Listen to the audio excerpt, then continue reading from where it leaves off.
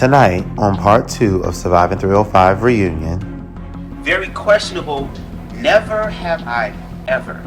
The surviving ladies get to settle their differences. Because my brain don't go there. It's so much of a lie. You can't. No, my brain. Bougie, whatever the fuck they wanted to be. Fake They was in the back of the book. Hold on. Can I interject? Let me speak. If you bring up this make-believe issue you have with me, then it's going to make a real issue. Tay Henry joins the stage.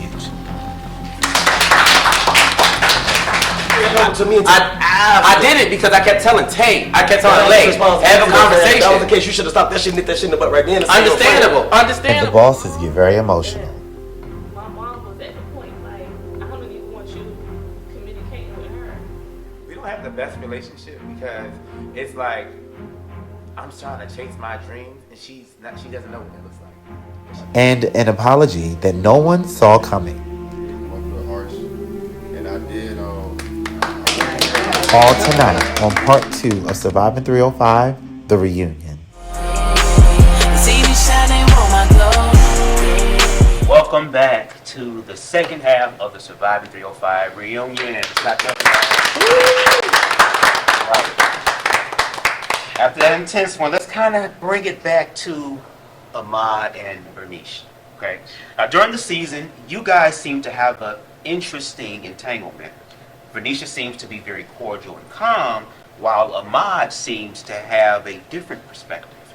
From rekindling at the launch party, to missing items, balloon, dirty dancing studios, to a very questionable never have I ever. Let's take a look at how that all played out.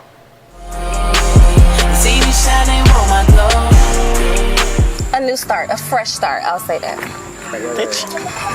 No?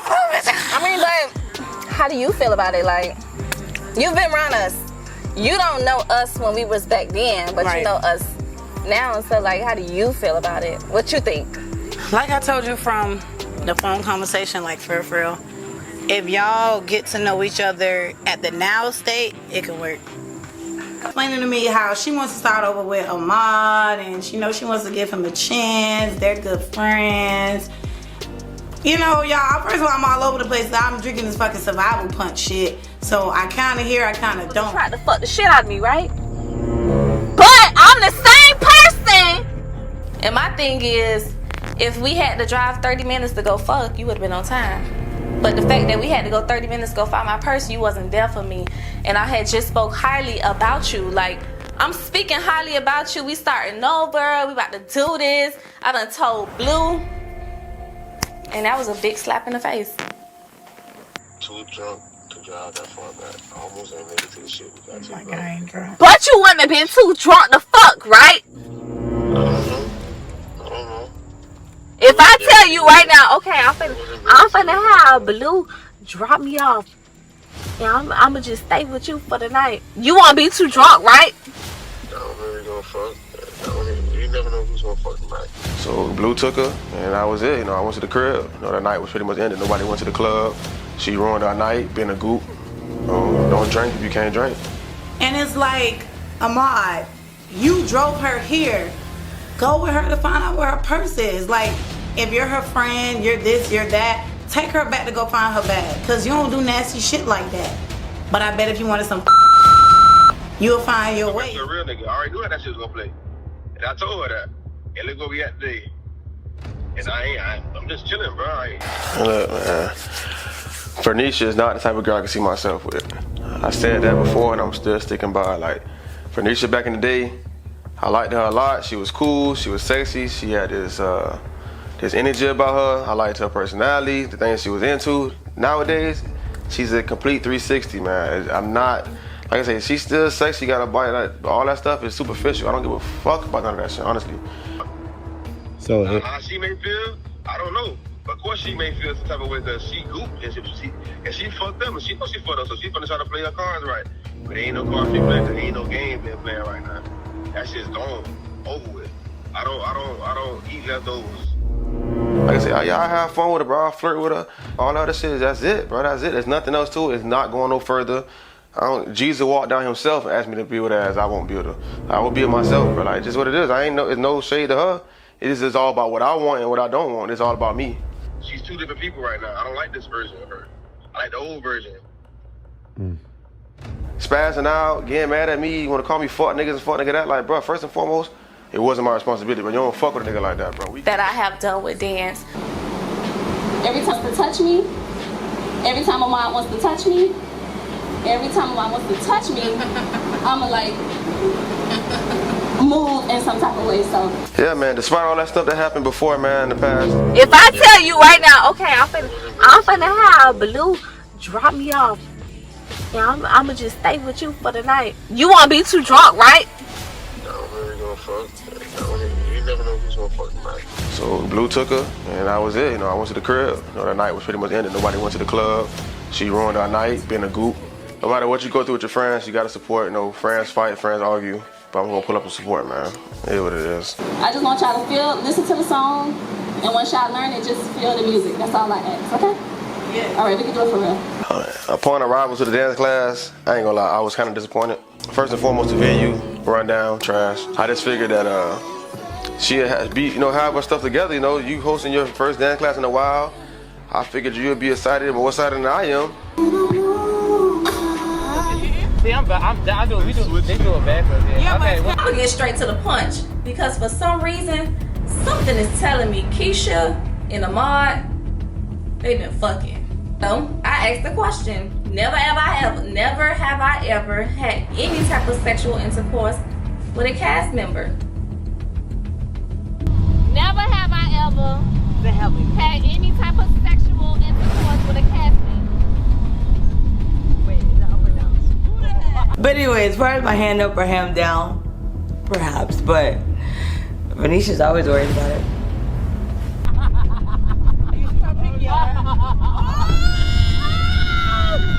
Keisha don't mess with nobody. Keisha do her business. Keisha, why you ain't tell me?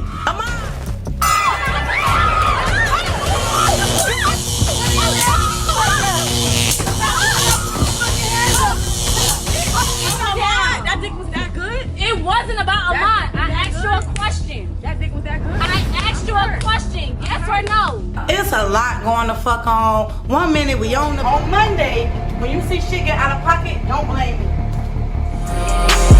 See me shining on my glow. Wow. Okay. Now, Fernisha, we see you pull up to the launch party with Ahmad, right? What made you decide to arrive with him and rekindle this flame once again? It wasn't a flame. Like, we just decided, let's just pull up to the launch party together. Everybody already know the situation that me and you had. You look good, I look good. Let's set this bitch off, like I said before. It would have gave everybody something to talk about, and which it did. Blue, as a friend, how do you feel about Fernisha and Ahmad and their situationship? It probably could have worked if they would have took the time out to understand each other in the now phase, but it never happened. And that's one thing I don't understand, because I require so much from a man now that I did in the past. So when I hear Ahmad say, "Oh, you this city girl now, you this, you did it," I didn't require nothing from you in the past. I didn't ask you to take me out on dates. I didn't ask you to buy me this. I didn't ask you to buy me designer. I didn't ask you to pay my bills. I didn't ask for nothing. So when it's like, "Oh, you changed," I feel like, is it because I require so much more now than I did in the past, and now you have to work for it, and you don't want to work for it now? Like to answer that question? I'm not like, bro, why you keep asking me the same questions? Repeat the question one more time, please. She was saying, do you feel that with her now requiring more from me, and do you feel like that was something that kind of... Because I never asked you for anything. So what are you actually requiring a man to do for you right now? That's not my question. Because you said back then you didn't require me to do anything. You say that I'm such, she a city girl, she this, she that, she changed. So what do city girls require from a man? I never changed. What do city girls require from a man? I never changed. What do city girls require from a man? But I never changed. Answer that question first. So for you to say I changed, I just require more than what I did. So in your aspect is, now you want money. Of course, if I've dated several guys after you and they showed me that I don't have to pull my pants down to get your attention. That should not With be. you, What? I didn't ask for nothing. You didn't pay a bill. So now you ask for money. We Yes, went on all a those movie things- date. All those things we went matter on one when dinner you put your date. pants down. Which Any shouldn't other even have time to. it was at your house, Well, it at your shouldn't even house, have to. at your No, house, no, no, at no, your no, no. house, at your house. And then if you want to be honest, at that time I didn't even have a car. I was Mm-hmm. Ubering to your house. You never even picked me up. You never even dropped me off. So for you to say I changed, I never changed. I'm that's still where you the stand, same person. If that's where you stand, I'm not gonna argue with you on that. If that's what you require from a man to pull your pants down, No, what I require is I don't have to pull my pants down Exactly. for a man to realize my worth. what is your worth? Those things. I can walk into a setting right now, and a nigga say, you know what? In order for me that's not to considered say, worth. in order for me to get None of your that is attention, worth. I'm gonna give you Dates, this. I'm gonna give you that. money, You ain't even got to do clothes, all of that. that's not worth. At the end of the day, none of that lasts. A nigga play those games all day. I could buy you all type of shit and still fuck you, and none of that shit gonna last. So why That didn't is not you do real it in the worth. past? When you met me, I was. But I 23. so-called changed when was I 23 did not years old. require nothing from We you. was both young at the time, 23 years old. Well, speaking We of wasn't 23, it was 27. I was not 27 years old. I had just started a job at the county. in the late 20s. I had just started a job at the county at 23 years old. And speaking of pulling down If I'm 31 right now, I'm 32 right now. and you're 32 right now, So think about and it. we're in the year of 2023, Right. and when you and When I I came had out of dinner with college, each other, it so I was was 24. 2016, I came out of college no, 2014. 2017 of It was not January. 2017. You do the math. It was 2016. 27. I was 24, just about to turn 25. Still young, just out of college. Ahmad, at the night of the launch party, Fernisha, of course, lost her purse, and you wouldn't go back to the location to help her find it. Fernisha has mentioned a lot of your support towards her. So, did you feel like you were supportive then in that moment? Listen, we had Jamal was already at the venue still. We were 40 minutes away from that venue. Parked, drunk, intoxicated. Why would I drive 40 minutes back that way, drunk and intoxicated, to look for a purse that he already looked for and said it wasn't there? I'm not putting my life at jeopardy. Jamal can't trace my steps. Only And you I couldn't, can trace my trace steps. yourself either, because guess where the purse was at? At our location. So you want me to drive up there, possibly get a DUI, possibly crash, and not make it home for a fucking purse that you can get again and get new IDs and cards? You're crazy. It wasn't happening. And I said that, and I still stand on that. I was now driving 40 minutes back in Pompano to go find no goddamn purse. So you say, oh, you would have fucked me because I was already at the crib. So if I was at the crib, y'all gonna lay on my back and get my dick sucked and I'm gonna fuck because I'm at the crib. Don't say get your dick sucked because you know I ain't got to drive to fuck something when I'm drunk.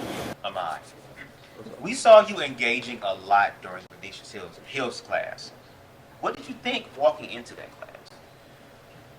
Like I said before, man, I was really disappointed with the venue. But, despite all that, I want to, come there and show support.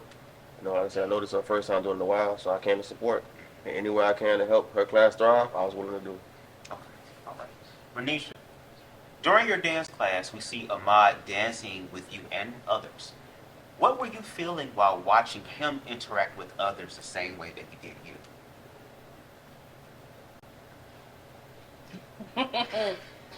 I don't know, y'all want the truth, or y'all want me to just storyline truth?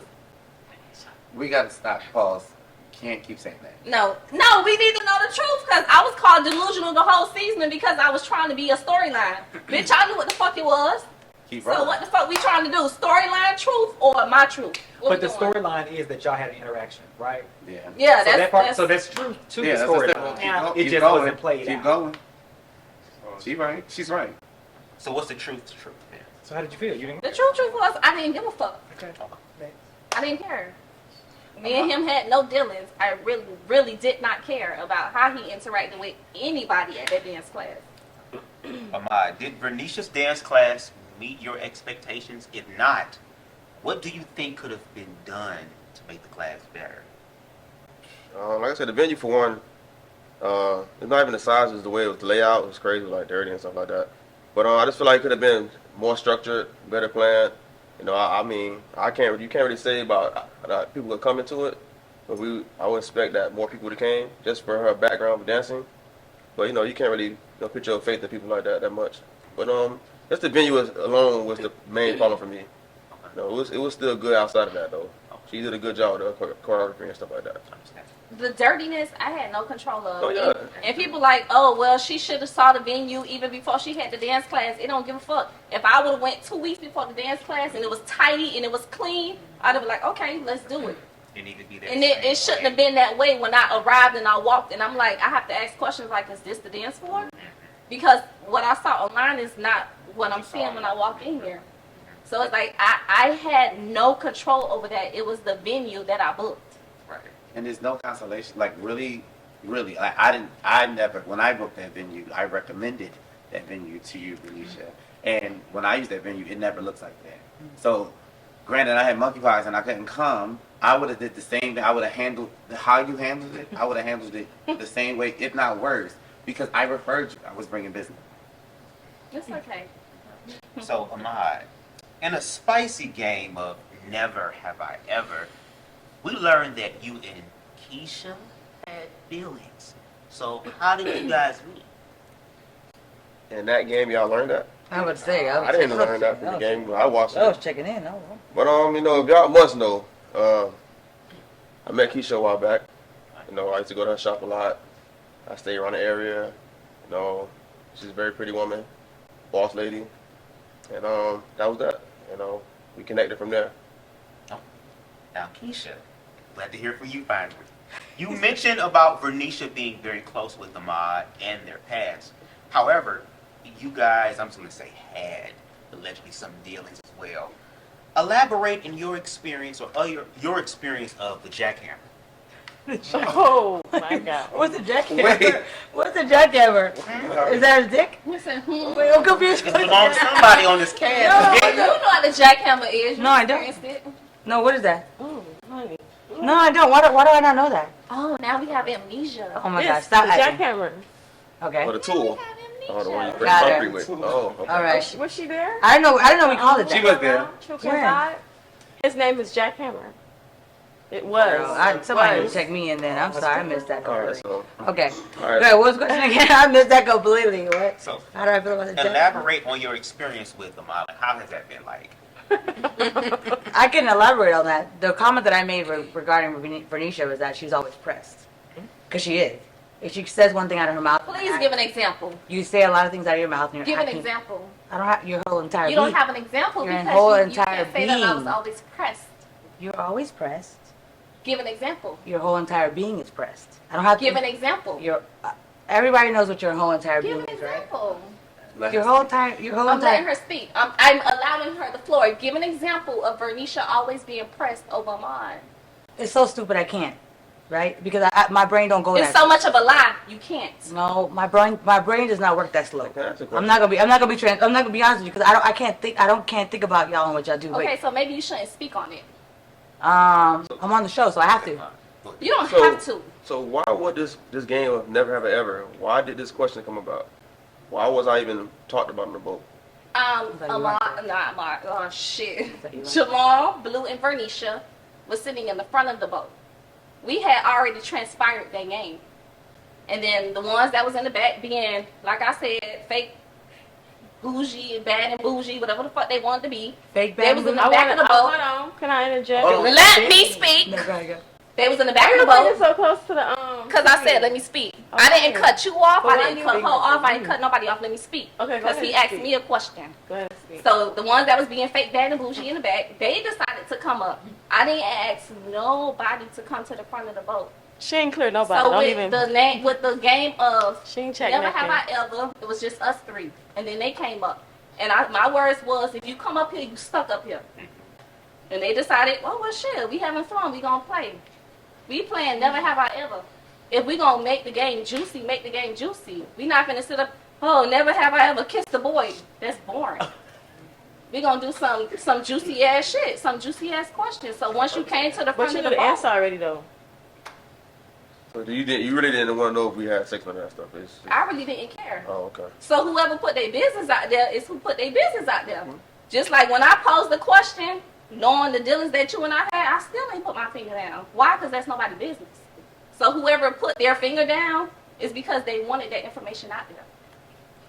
So I have a question. I had us playing a rigged game. Yes. I have a question. I mean, that's my girl, but I mean, I'm gonna play whatever. But I mean, eventually I did, but I didn't just whoop. I'm like, let me see who's gonna tell the truth. And speaking of rigged, Lay, you seem to put the bug in Vernisha's ear that Kia might have lowered her finger when it came to anyone having past dealings with another castmate. So why choose to leave once the fire was fueled? So I was initially, I peeped something and then it was confirmed to me.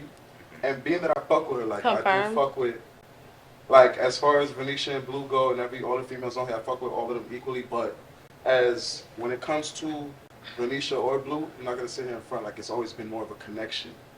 You feel me? With that being said, it was kind of like, okay, yo, your P's and your Q's, because she would do the same for me. Like she's done it for me before. With that being said, I didn't just run off because everything was happening. I feel like the same person that I looked out for switched up the play on me when we just had like a personal conversation. So already my whole vibe got switched. I already didn't want to be on a boat because I don't fuck with the ocean. So, and then once again, it's another story of Lay and Jamal. So it's kind of like the same reason, the same uncle conversation, all of that extra. It was still a Lay and Jamal type of thing. It's always a Lay and Jamal type of thing. And for me, it's like it gets annoying. It's like it's really I'm here and over again. So it's like I'm already uncomfortable being there. So you throw me under the bus. Out of all that, you just throw me under the bus. Because your loyalty not to me. I did not say that. I did not say that. Nor did I'm just saying the whole. I did you just not. Throw me under the bus. That's what you just heard? Because on the show you said, you know, my loyalty not ready to kill. It's to Blue and Vernisha. And in the midst of that, me and you were getting closer. Wasn't that the same time me and you got into an argument where I said something rude, and then me and you had a back away, and I apologized, and we conversed about it and grew from there. Did we not? Well, I'm addressing what happened. All right, and it was then. Like, I feel like as human beings, we should be able to put shit aside and get to an understanding and move forward. I fucks with all y'all equally, and at the time, my connection was with these two. You feel me? Me and you grew further along. Keisha started popping up. Me and her got closer. Like.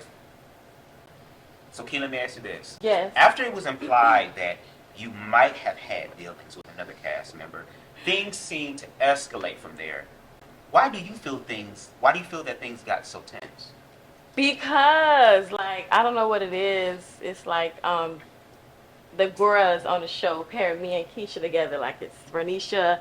I feel like it's Vernisha and Blue versus Keisha and Kia for some reason. The whole, you know, like, no one knows my name. I don't know. We're fake bad and bougie. We're just here to join the party. We're just here to have a good time. Okay. You know what I'm saying? And speaking of that versus that you feel, you mentioned that Baloo always had some sort of hatred towards you.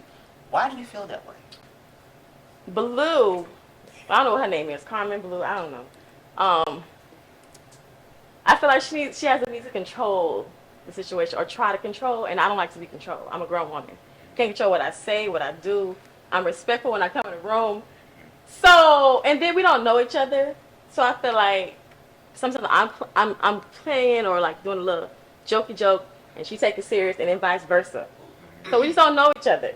Only thing we have in common is that we both know Vernisha and now the whole cast. Okay. And yes, that's just it. But did you say Blue? Vernisha acts different around Blue when she's around you. So or vice versa, they both act different when they're around you. So yeah, I don't never be around her. I have to ask a question. I'm sorry, because you were educated today. Like, stop. So I am going to piggyback off of like what Keisha said about Blue putting that battery back and Vernisha back all the time, Energizer. Vernisha. Well, she don't, because I've been giving you the same energy the whole show, and Blue ain't said nothing. She talking now, not you. Go ahead. No, I'm talking to you though. Lord. Okay, well, Vernisha. You can finish though. Because I didn't want you to cut me off. I don't want to cut you off. You're good. You're good. We're going with this. You good? I'm great. Okay. Do you want me to finish? Yeah, I'm sorry. Okay, go ahead. So I just this is a different group with different personalities and people. So it's just gonna be catty here and there. But at the end of the day, just miscommunication. We have to understand each other. Right. And I just feel like I did say it seemed like when they're separated, they're the sweetest individuals. They get together, they do this little mean girl shit that I don't like. The little mean girl thing, but just gotta be addressed. That's it. Okay. And I address it very well. Yeah. Yes. She's saying she checked you. That's what she said. No, what? I addressed it. You heard it, right? Okay. I addressed that. Okay, because we've had several conversations in the chats. I'm making a statement. Off camera. Making a statement. Okay. We've had several conversations off camera in the chats. It got very intense. I don't know if you want to go into that. We had to Absolutely. bring it on in. I will say this. I had a conversation with you. I had a conversation with you. I said, Blue, I've known Blue and Nick Nack the longest, and Venetia the longest on the set. And me and Blue have been through a lot of things. And I've noticed me and her don't always agree with a lot of things. We argue back and forth. And do I sometimes take what Blue says the wrong way? I do. But she gradually comes back and say, I didn't mean it, X, Y, and Z. It may not be at that moment. But Blue has a humor that you have got to get used to. And that's the same thing. We both have and vice versa. So when me and Blue have our conversation, which is nobody's business, I tell her, I said, well, Blue, you are a hard pill to swallow at first, and if they know you, once they get to know you, they're going to love you. But it's just a new circle of friends, getting around new people, and the same thing for you. We've had our run-ins as an assistant, and as sometimes when you get I feel like, as well as Lay, you're driven with your emotions. I'm very emotional. Exactly. So I mentioned it, but I am. Yeah, and I've gotten. I'm starting to get used to it. Yeah. So it's like I have to learn you. Just so I know Blue, and I'm learning you that I can't say or do certain things. You can. I'm not. I'm grown, but So make Fernisha, let me ask you this. And speaking of friends, you and Kia have known each other for a while now. So seeing how everything played out on the yacht, what is the status of y'all's relationship now? It's the same. Kia knew it was all love. Kia knew, once the alcohol got involved, the emotions. I ain't feel love in the boat. It wasn't all love. My knee got scratched up. My wig came off. I mean, but shit, I ain't do that to you. You threw that. You blessed. You threw the holy water. I threw the holy water. That's why your wig coming off, your knee getting scratched, bitch. I ain't had shit to do with that because I didn't put one finger on you. So don't put that towards me. You and I, we exchanged our words. All I asked you was, Kia, Lay done told me you put your finger down. Did you put your finger down? And the first thing, what if I did? Better, what if I did? And what if I did? I'm just asking you a question. What you getting rowdy for? So it caused the whole big. And I'm just I feel like I just came at you as when Keisha put her finger down, we sitting at the front of the boat, and you so how do you feel? Keisha did, Keisha. And I'm like, don't just Keisha if it was you too, because I don't like people playing up under me. Yeah. So that's why it was more so, well, did you put your finger down? Did you put your finger down? It wasn't that's my nigga. That's my dick. It was never that, and you know that. So as far as your ponytail coming out and your knee getting scratched, I ain't do that. You the one started. They come out of nowhere. It was a little bit more intense on the boat than it is now. We definitely got a little busy, but my thing was you had a lot of energy behind Ahmad. You have some type of emotion still for this man. I don't like people playing up under me. I don't. So I feel away if somebody who knew you and knew you were dealing with him, had relations with him. It's a difference. So now let's go there. Let's just say y'all did fuck. If y'all did, I would have been like, okay. Just as well as I don't deal with Keisha, I would have put you on that same list. I don't deal with you. Don't play in my face. If you fucked them all knowing our situation, I'm going to let y'all have that. But don't be, Vernisha, we knew each other since 5th grade, and you're my friend. And I have a question. I have a question on Flag on the Play. Because, you know what? We'll say it. No, go ahead. Say because when that energy was displayed with me in his situation, that was not your response. You told me to get over that. What's your name? Jamal, let's not get into well, that. You can wait till the next segment. No, if we're gonna be honest, let's be honest. You pushed that storyline with me and Ahmad. I told you I didn't give a fuck what he had going on. It's one thing with me saying I don't like when people play up under me, and it's one thing saying, well, that's my nigga. He was my ex. You him. You can talk to him all you want, but just leave me out of it. Don't play up under me. We not finna be friends. We not finna be cool. So for you to sit on this boat and be like, oh, well, Keisha, friend, it was Keisha, and it's you two. Don't do that. Maybe I feel the same way then. Well, things are getting very hot. Okay, we'll be right back. We will be right back. Again. See me shining on my glow.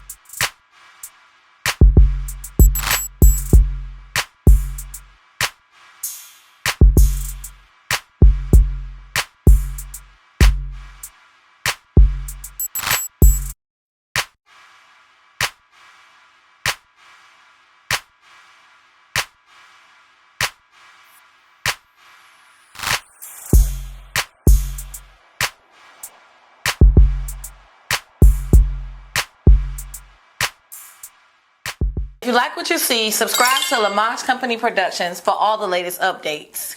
You won't be mad. See me shining on my glow. And welcome back. Now, mixing business and pleasure never works out. We see that Jamal and Lay are a prime example of the downside to this. We saw that an effort was made, but the end result didn't work in anyone's favor. From planning a listening party to not listening, it's safe to say that these two have been at odds since the beginning.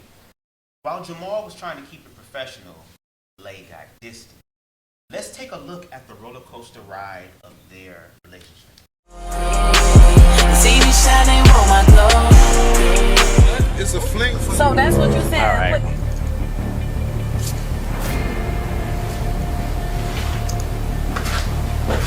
Jamal, where you going? How quick? So as I'm pouring up these drinks, the vibes seemed cool until the conversation started.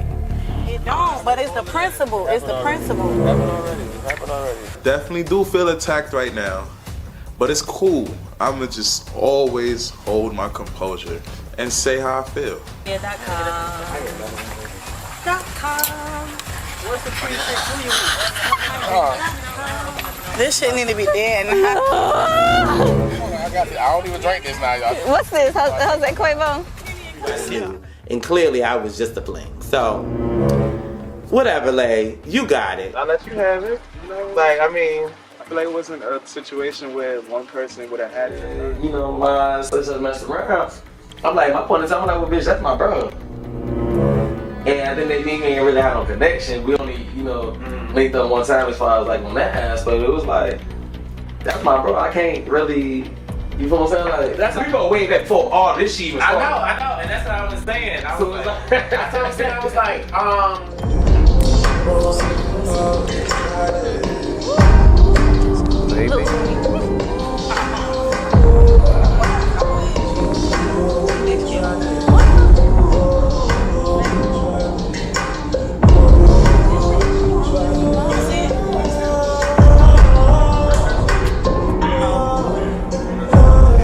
I tried to keep it a buck with you from jump. Till then, you could probably say, well, the last conversations me and homeboy had, you weren't aware of because I felt like at that point it was dead. Yeah, we had conversations, but it was dead. It was like eating a dead horse. But do I ask you about the conversations you had with homeboy? Yeah. I do not. Times, yeah. I have not asked you. I have not a few times. Asking me, did I speak to my friend about you? Yes, I did. I wanted to know his side of the story. Like how you did it, like how you would still be. Now you done. Yeah, because I'm fucking. Because you're gonna sit here and act like in the beginning it was all friends and shit. You gonna sit here and act like that shit. As if we did not do a couple shit. Like you gonna sit here and act like that shit. So don't sit here and act like I'm fucking delusional. Give a fuck about your feelings for that nigga, cause you ain't give a fuck about mine. And that's how I feel. He can find some other way to get the fuck home because, mind you, he was with me all fucking day. I had to take him all over the place and bring him here.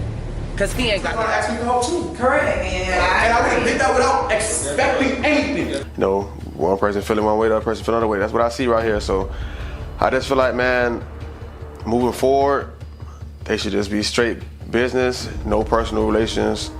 They could be friends, but all the other stuff got to cut out because it's gonna keep crossing the line. It's gonna just keep being turmoil. That's it. And I said, me and him has had some history. He comes to everything. It's not kind of cool how you would want to talk to him knowing that I was putting in work with you. I was putting in work. I took this nigga out on dates. He took me out on dates.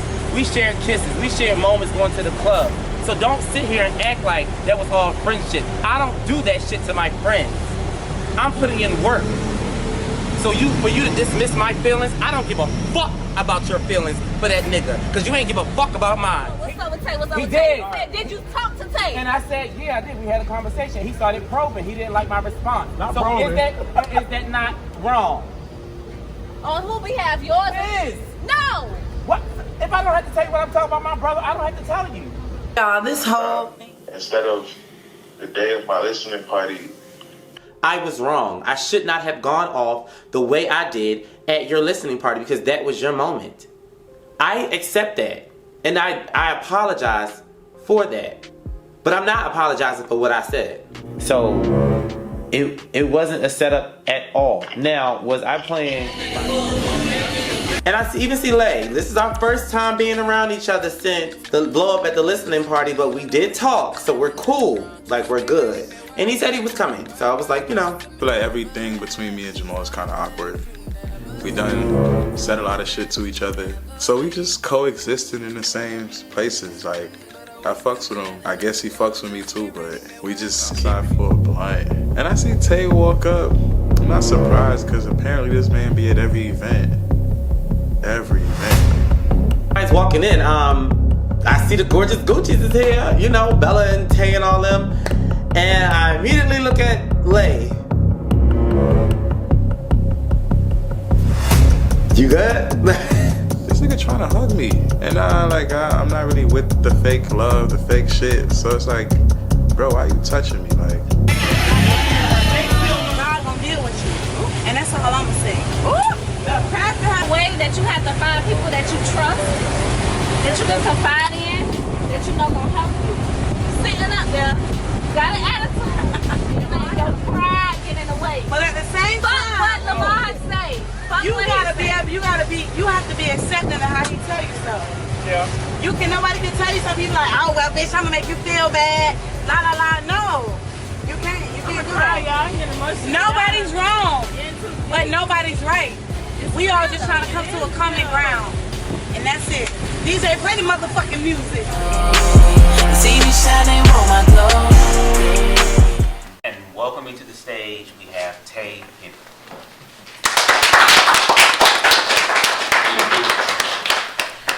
Now, Lay, we see that you really see Jamal as an asset.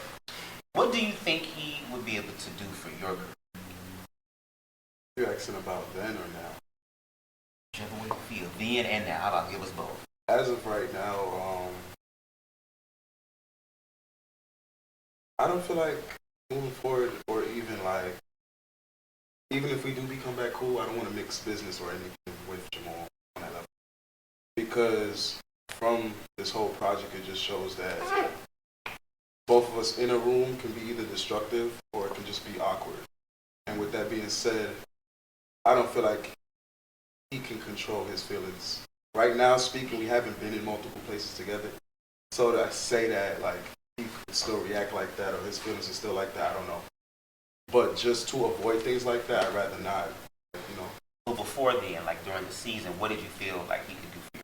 Like, At the beginning, I felt like we both could have worked together as far as getting out there, because I feel like as far as music goes, I'm different. Like, I'm in a whole different lane.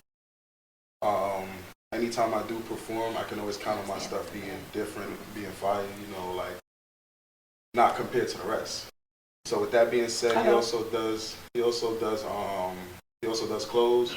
He also has a lot of connections. I feel like we could have meshed that on a lot of angles. I'd like to respond. You just said you feel like I can't control my emotions. Was this controlling yours? I mean, that's okay, granted, but that was after watching 11 episodes of me. Regardless, that you edited. The whole time everything came out when the edits, baby, when the edits came out, I'm asking a question. I mean, I'm saying it. When the edits came out, Jamal ain't say nothing online. Ain't talk about Lay. Ain't go live about Lay. Ain't say nothing about Lay. But every time I'm getting screenshots from fans, the surviving the 305 editor-in-chief is painting me out to be broke. The surviving 305 editor-in-chief is doing this and painting this narrative about me.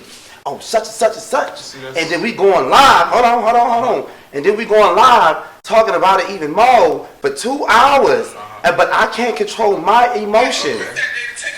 And you talk about my ballroom kids and the integrity of my business. But I can't control my emotions.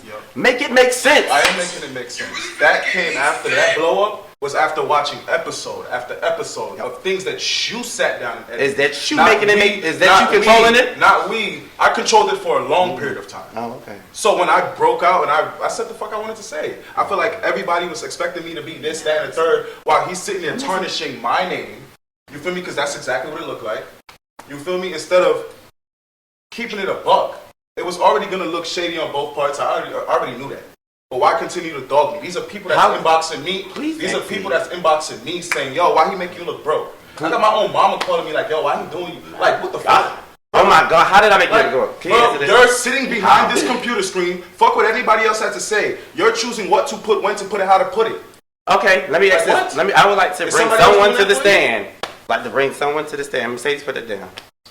Someone to the stand who was there from the start to the beginning. Mercedes, please come stand right here. Start from the beginning. Because nothing was out of context. I'm not a magician. I don't sit here and make you pour drinks in niggas' mouths. Like, I don't do that. I don't do these type of things. Come over here, Mercedes. I don't do that type of things. I could not sit here and Blue. You have sat here and watched me edit a couple things to make it right. You have seen it. So, I would like to bring you to the stand, honey. He said that I was painting him out a narrative and cutting things out. Was anything misconstrued about any of my action and his action? Mercedes, please. You was there from start to finish.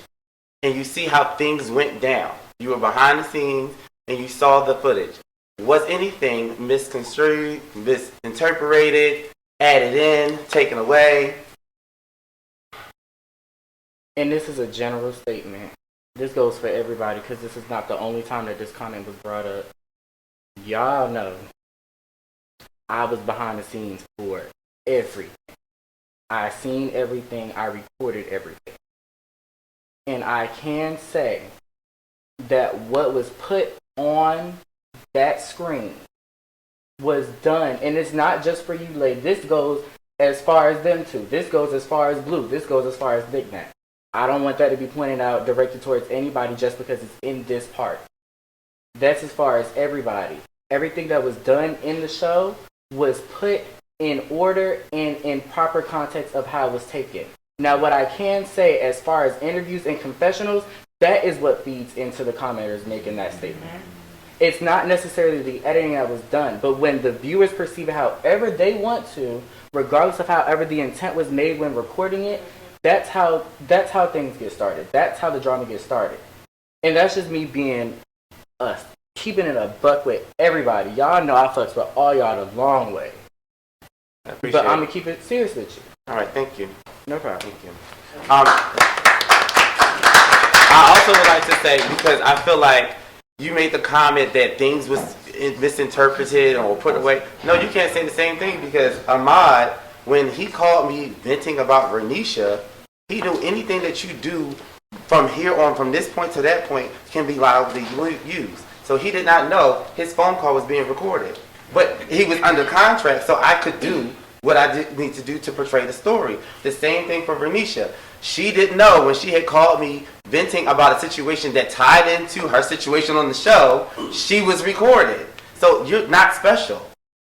I did not victimize Lay Forbes. Well, you can understand where that thought would come from, being everything that's went on between us. It's not like I just pulled it out of my ass. Understand. Jamal, you see Lay agreeing a little too much when it came to Ahmad's Playboy ways, right? So what Playboy tendencies do you believe both Lay and Ahmad share? They have the same attitude when it comes to how they deal with who they choose to deal with. And I think that is very firm. Like, Ahmad is single, Lay is single. Ahmad's testing the waters and out here in these streets. Lay is out here in these streets. Whether what those streets look like, I don't know.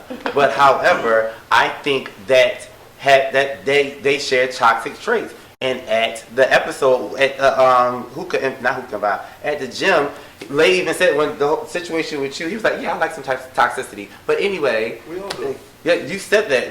The click not here. Show me one person on this stage that don't like a little toxic shit like. Oh, baby, I'm too old for that. What do you mean? I'm too old for that. You clearly wasn't. Our whole situation was toxic. The whole situation was toxic. Okay. So let me ask you this then, Jamal. When Lay made the comment about Flink being a quick nut, and you got up and walked away, what made you take that so personally if that was just a general statement? It wasn't. Looking back at it, I understand because it was pulled out of him with Fernisha and Blue indirectly, and he said it. However, that was literally within a week or two after we done had our conversation, so I was still in my feelings. So, and no one wants to sit around and be called a fling. And he did not say my name. He didn't say no names, that's clear. But if I was embarrassed by it, everyone on here knew that I was trying to deal with him. So it fit in that setting.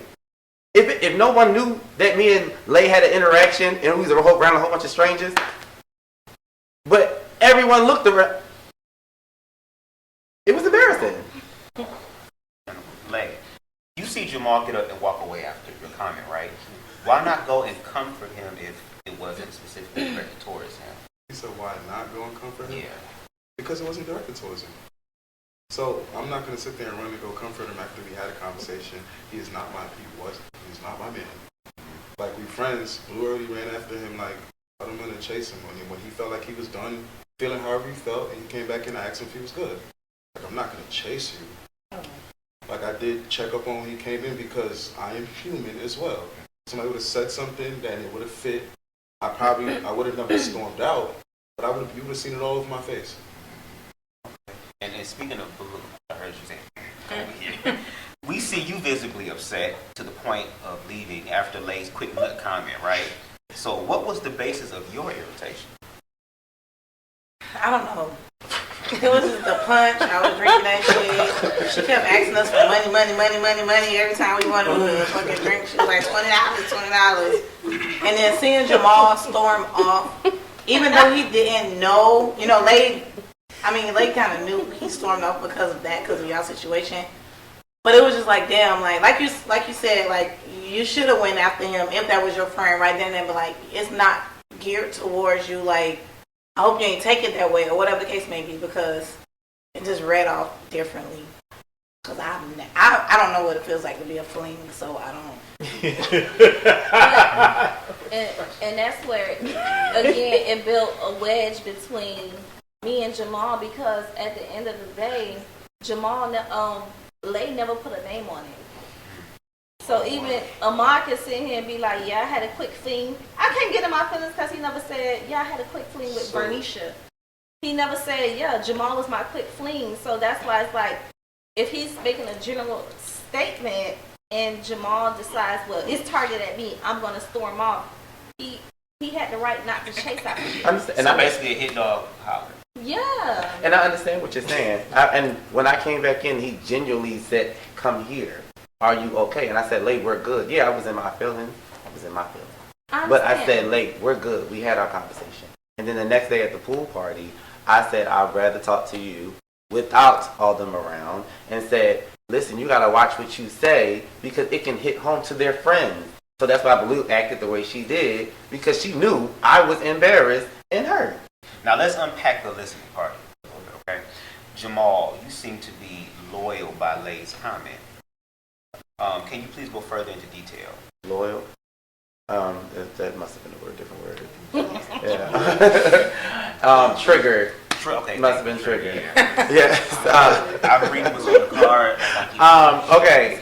So yes, me and Lay was going at it all day, and I got some unreleased footage. We was going at it all day, and it was like, I'm not trying to sit here and argue with you all day, Lay, about anything. Like, it was his day, and it was very important that I helped him out because we planned the listening party together. And I, as his manager, I said, well, his interim manager, I wanted to see that through. Like, I really did, genuinely. So, when it came to it, a question came and said, hey, did you speak to Tay? And I'm like, why you? It came completely left field. Left field. Because I wasn't even talking about Tay at all. We was laughing and everything when I picked you up, wasn't I? Yeah. It was 7 o'clock in the morning, and we like, yo, it's tired as fuck. But come on, we got a lot to do today. And then you hit me left field. So when I tried to diffuse it in Walmart, you had a stank attitude. And because you was in your feelings. And I'm like, Lay, please, no, let me finish.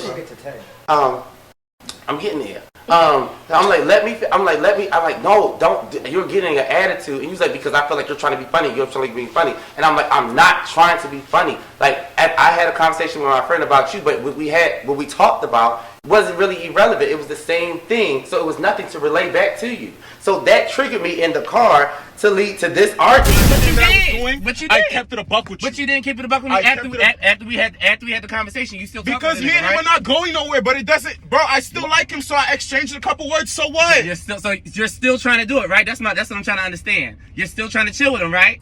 If that's the case, it's still the action. Ain't going nowhere. It's still the action. Why are you even trying? It's still the action. That's what I'm stuck on. It ain't no feelings about how I felt towards you, how I feel towards Tay. It's the loyalty, and you're in my circle. That's what I'm talking about. Display some loyalty. If he's not in the immediate circle, but you are.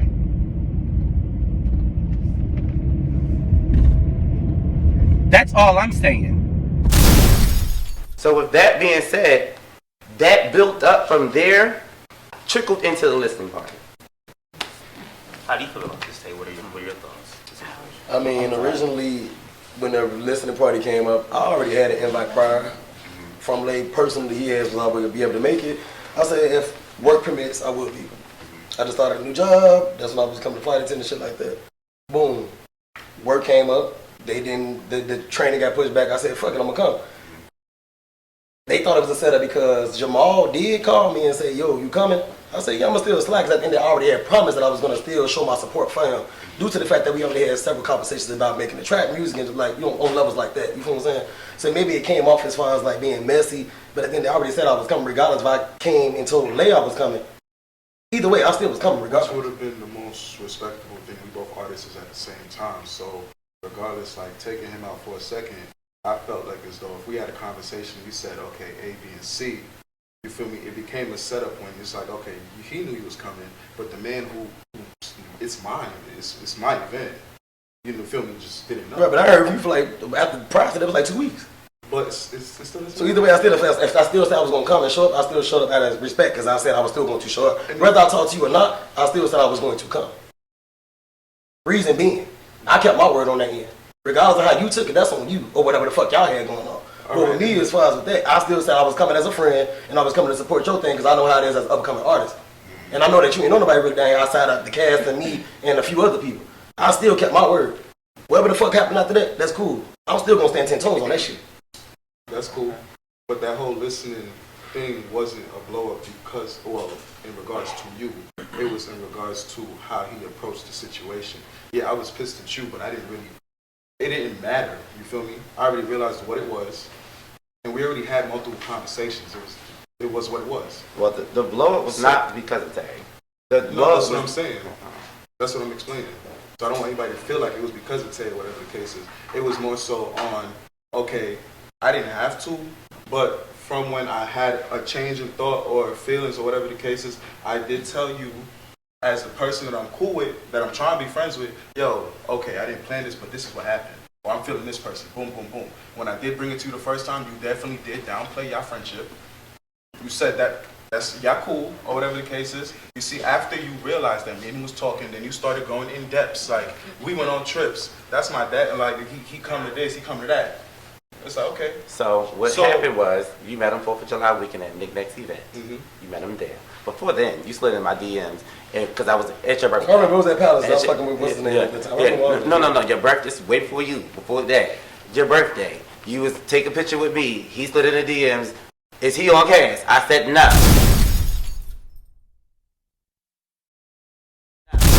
And that's it. Then we had a phone conversation. I said, oh, that's Tay, that's my bro. We had dealings back in 2016, but it went straight from there, and then we've been homies ever since. Yeah, I did say this. Whether or not well, regardless, I still told you before you met him on July 4th. Well, I still did. You and Lay then be like you and Tay. What's the tea? What I'm trying to allude to is you knew that he was my friend, and that I said I didn't tell you the in depth or everything like whatever, but I told you I had dealings with him, and me and you were concluded. It happened so quick. It really happened like 2 days after we had our genuine conversation, and you knew I was in my feelings. I'm almost done. It happened so quick. So then, even that I told you what me and him had, you still led with your feelings. And you still pursued. And after I told you, I will not look at you the same if you do that, because I told you what me and him had.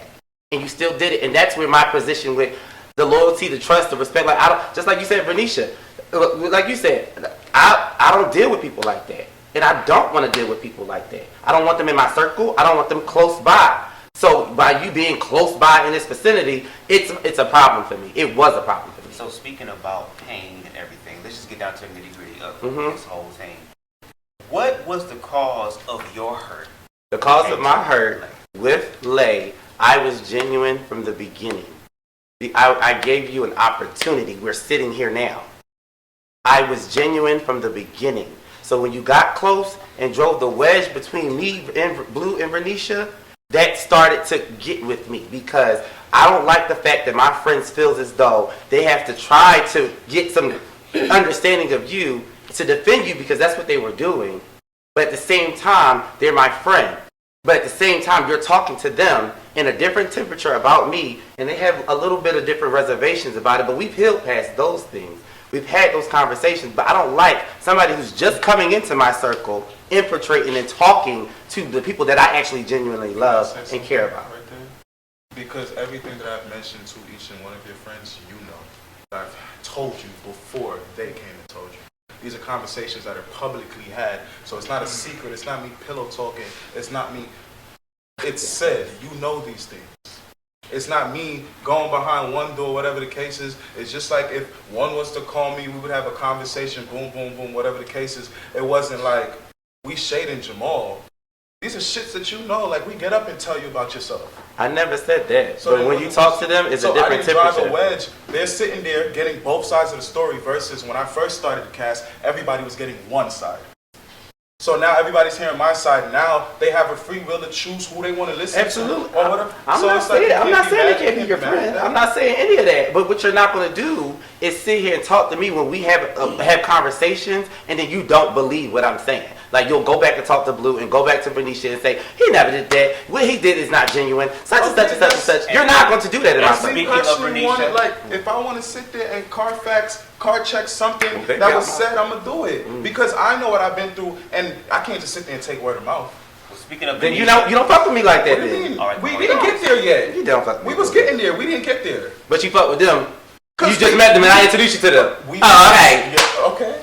But because they were trying to fuck me. Speaking of outside perspectives, okay, Fernisha, you and Lay had a private conversation pertaining to Lay viewing Jamal as a uncle figure, right?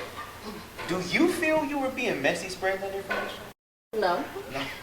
And I'm still standing on what I say, because any conversation that I had in front of the camera, I had behind the camera. And if it came to me as, you know what, that's messy, don't say it, I wasn't going to say it. But if it came to me as, you know what, hold that thought, we need the cameras, I'm going to say it. So I was not messy during this whole, because like I said, whatever I said in front of each and every one of us sitting in front of us, what I said behind, I said in front of the camera.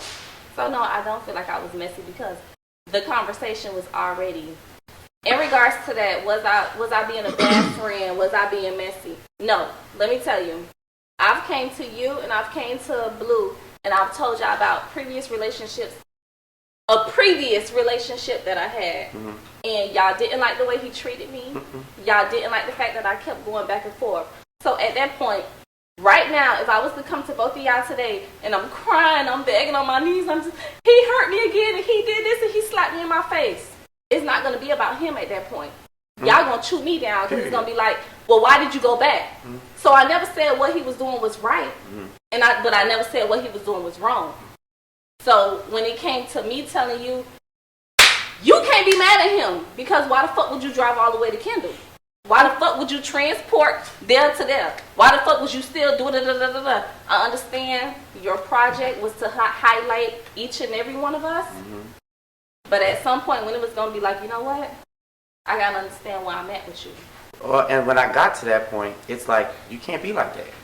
You can't be like that. Before his outburst online and where I am today, Jamal, you can't be like that. You can't be like that. You need to let go. You need to get over it. He told you he didn't like you. You can't be like that. That's all. That's what it was. It was more. It felt attacks against me, and my feelings did not matter.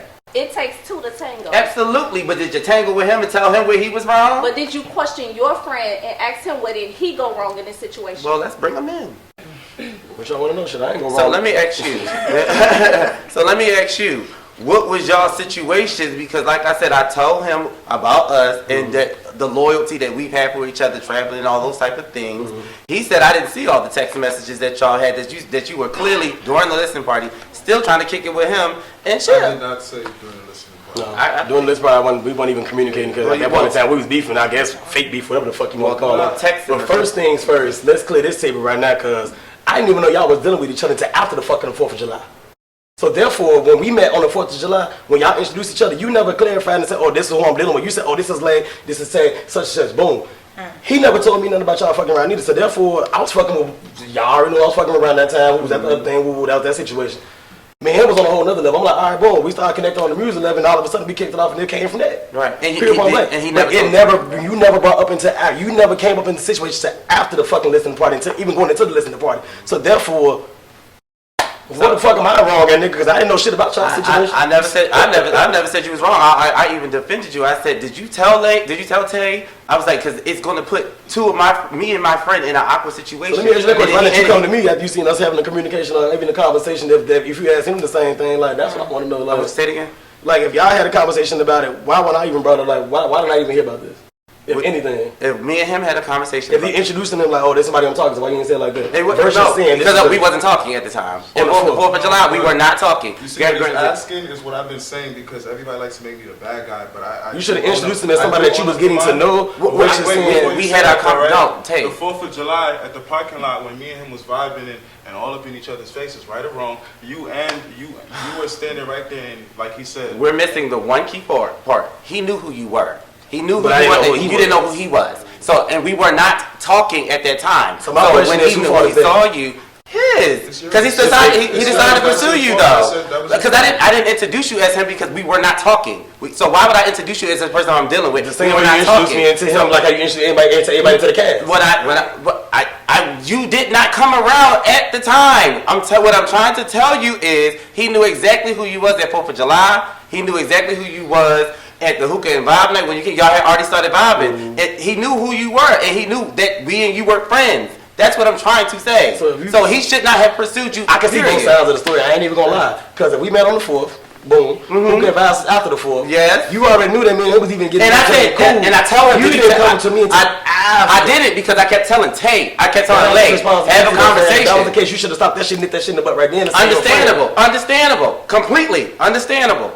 However, I said, Lay, are you going to tell him? He said he told you through text messages. Oh, okay. Are you going to have this conversation? Because I don't want no awkwardness with my brother. I would rather you telling me to him. Understandable. I Completely didn't know him. understandable. I know him now, yeah, but at the end of the day, I've been knowing you for 7 years, my nigga. Understandable. If anything, you should have been the main one to come to me and say, yo, bro. Well, I really honestly did not know he was kicking it with you.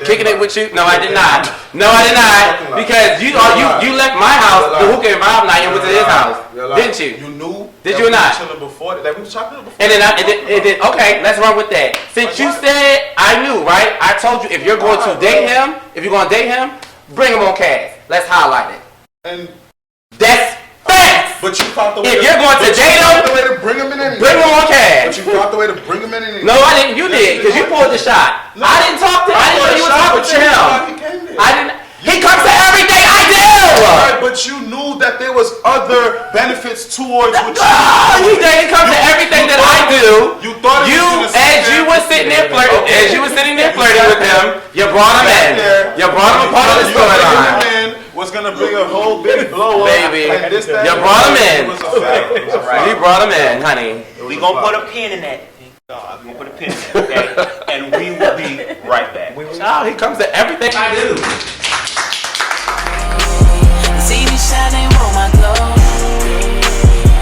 You're watching Surviving 305. Be sure to like, comment, and subscribe. And welcome back. Now let's switch gears here. One thing about being a boss, it's good to have a support system, whether it's genuine or some swindle type-ish. Let's take a look at how a support system can either make or break surviving in the 305. Now, this question is for both Nick-Nack and Jamal. We see you guys go to lunch and talk about your mothers, right? What is it like mixing surviving in the 305 on your own and tending to your parents as an adult? We'll start with Jamal first. So my parents are older. My mom just got back with my dad after 14 years. And it's crazy because it's funny. Everything is interesting. When I was 18, they kind of separated, and my dad came here, and my mom stayed in Philly. So when they came down here, my dad is 77. My mom is 67. So now things are starting to be older. And my dad is my Superman. My mom is my Superwoman. We don't always agree all the time, but they're older now.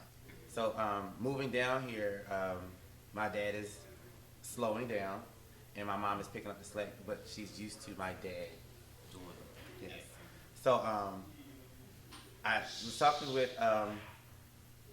was talking with Nick-Nack, and we were venting about our mothers and how I'm now starting to take on the responsibility to make sure, because I'm the only sibling here. My other siblings are up north. And it's starting to wear a toll on me because she's now borderline diabetic. And she was experiencing tingling in her legs. And that's how we touch and agree. So it's like now I'm 33. I've got all my projects and stuff. And me and my mom don't have.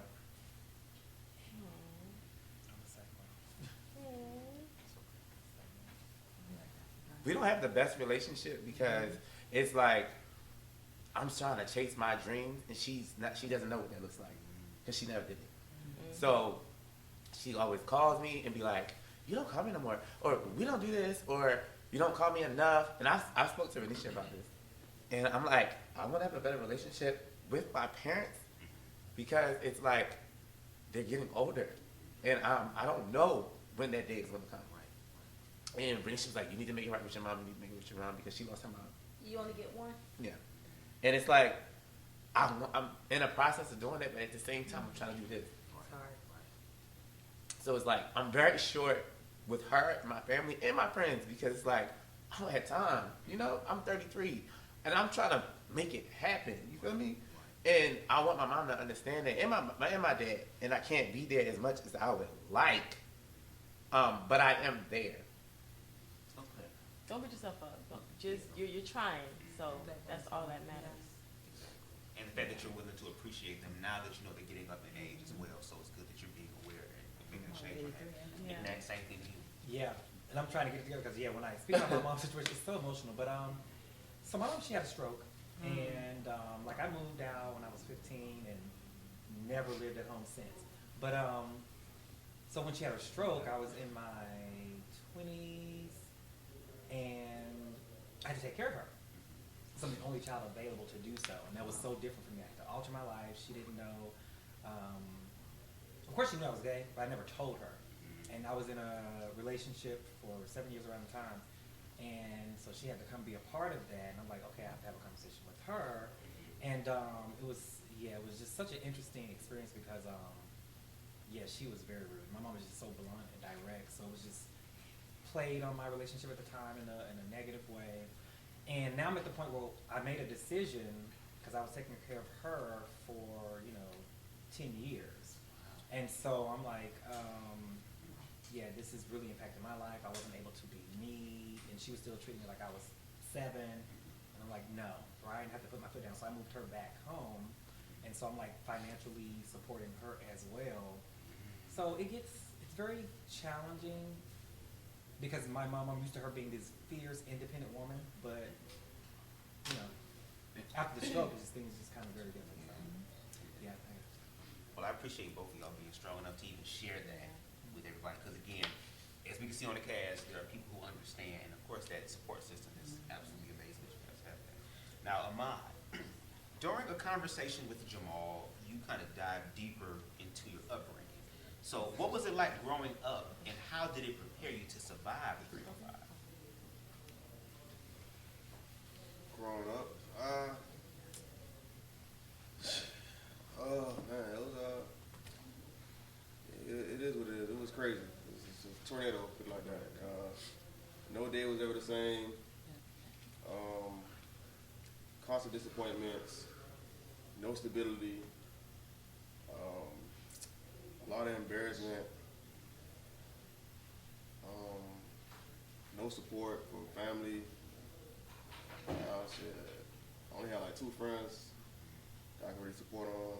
It was crazy, man. It was house to house, homeless. At one point, I even stopped going to school because my younger siblings, we were living in a crack house. And my mom, like, it's crazy. Can you just imagine walking on the street and seeing your mom on the street selling her body and doing drugs? It was wild. So I actually stopped going to school for a little bit to take care of my brothers and sisters because my grandma couldn't. I don't know if she couldn't or she wouldn't, whatever the case may be. We didn't have nowhere to go at that time. So I did that for a little while until I reached out to some other family members up north, and they helped us out a little bit. Man, it was just crazy though, man. Just had to grow real fast. Didn't have no childhood, and man, it's just difficult. And for a long time, I just tried to erase that whole part of my life because I felt like it was really destroying me. I couldn't really have relationships with nobody. I was very angry at everybody. And I resent my mom. I think I still resent her to this day, I ain't gonna lie. Because my relationship with her is like, it's crazy. I don't know. I just remember this one day vividly. I was in 7th grade. It was her last chance from the courts to take us back. Wow. And we went to court. At this time, I'm like a grown man. My mental was like in the 20s. And we went to court. The judge looked her in the eye and said, "Ms. Wallace, we're gonna give you one last chance to get it right." Now at this time, I've probably been in 30 foster homes, probably 3 orphanages. At this time already, it's 7th grade. She looked the judge in the eyes. She looked at me and my brothers and sisters. We were sitting right there with our social worker. She said, "No, I'm okay." At that day right there, it was awarded to the state. Oh my God. Listen. So, I wanted to comment. Sitting there having a conversation with Ahmad, it was really like, at surface level, you would never knew all everything. Yeah. And to this day, me and Ahmad, we don't talk every day, but when we talk, it's like, "You good?" Text messages, "How's the show? What's the numbers looking like?" And it felt like I was talking to like a big brother or, a homeboy, and to know that he has overcome all of that and he's not the product of his environment, because he taught me a lesson. He said, I was like, I felt like a generational curse with my parents. Like, they were bad with a lot of things. And he told me all of those things. And he went the complete opposite way. So they made me think that, you choose. If that's what you came, like, you don't have, I think, you don't have to look where you came, like how you came from, or Like what you've been through, right? And I feel like he's actually the product of that. So how did you actually like transmute all the stuff that you went through to actually be where you are today? Like, what did you learn from that that helped benefit you for the greater? Honestly, whatever I saw my mom do, everything I seen growing up, I just wanted the opposite of that. That's all it was. Like I said, it was hard. To this day, it's still hard, man. I still deal with it mentally. But I just try to keep myself around positive people, people that I look up to. Anything that's negative, I stay away from because it's only going to take me down a deeper hole. I got days I struggle. When I do struggle, I just put myself in rooms with people that's going to uplift me. So I keep the light shining because if I get to stay in that dim room, it's going to get darker for me. So that's all it is, man. I just got to just stay close to the light as long as possible. Yes, you have to. You absolutely have to. Thank you for sharing that with us and going deeper. Now, Vernisha, during the conversation with your sister, we see you begin to get emotional. So how is it surviving with your sister so far away from you?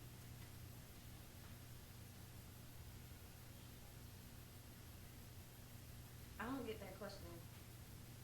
Like, how is it with me living without her? Like, with her being away from you, how have you been surviving the 305? Because I know in the show you wish that you could be closer. So how are you trying to survive with that not being the case? Her being, I believe, in Atlanta, right? Yeah, with my sister being so far, I have to maintain. My sister, she moved away when she was 14. So at the time of her being 14, I had to be like 9 or 10 years old. So without that sisterly figure, I always looked at like my close friends as my sisters. And then like during that time, my mom was sick as well. So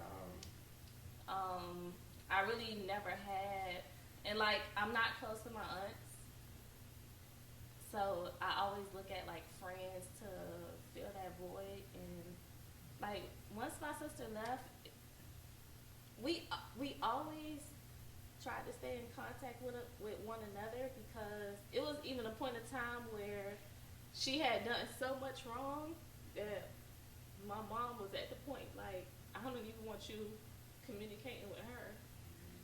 So I went years like without talking to my sister, and it wasn't even like my fault. So I would just have to like survive and just have to do it on my own. So what do you feel like you've been doing to kind of survive that? Like, what have you actively been doing? Distractions. Guys. Dealing with multiple men. Dealing with multiple friends. Trying to fill that void. Because, like, my sister not here. My mama not here. I don't talk to my aunties. So it's like, I don't know. I just feel like, and my dad, I don't want to discredit him because he does what he has to do. Like, he put a roof over my head. I don't pay any bills. He don't force me to pay any bills. It's just more like, save your money so when you're ready to go, you're ready to go. So I just feel like everything that I do know or learn is on my own. Yes, thank you for sharing that. That's definitely surviving. Wow, y'all got some stories. Y'all do.